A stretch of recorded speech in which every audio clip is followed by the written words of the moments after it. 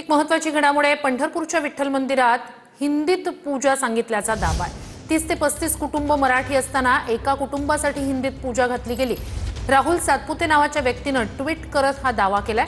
राहुल सातपुते यांनी पंढरपूर मंदिर समितीकडे तक्रार केली, चौकशी करून योग्य कारवाई करू आणि यापुढे मंदिरात मराठीतूनच पूजा होणार अशी माहिती मंदिर समितीचे कार्यकारी अधिकारी राजेंद्र शेळके यांनी TV9 मराठीला दिली।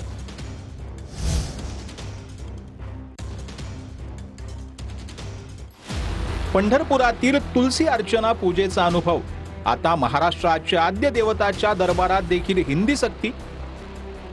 पंढरपुरात श्री विठ्ठल रुक्मिणी मंदिर समितीतर्फे तुलसी अर्चन पूजेचं आयोजन होतं। माझ्या कुटुंबानं त्यात सहभाग घेतलेला।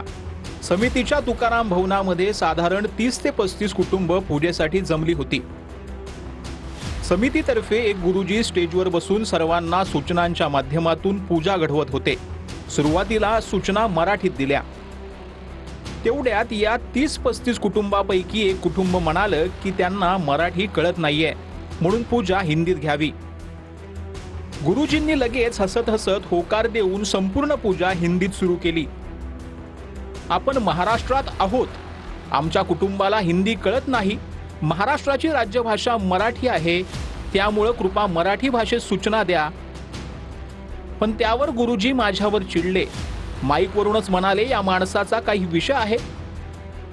सिक्युरिटी आणि समितीवाले इकडे या आणि या माणसाशी बोला, त्याशिवाय पुढे पूजा सुरू करता येणार नाही, असं म्हणून त्यांनी माईक बंद केला।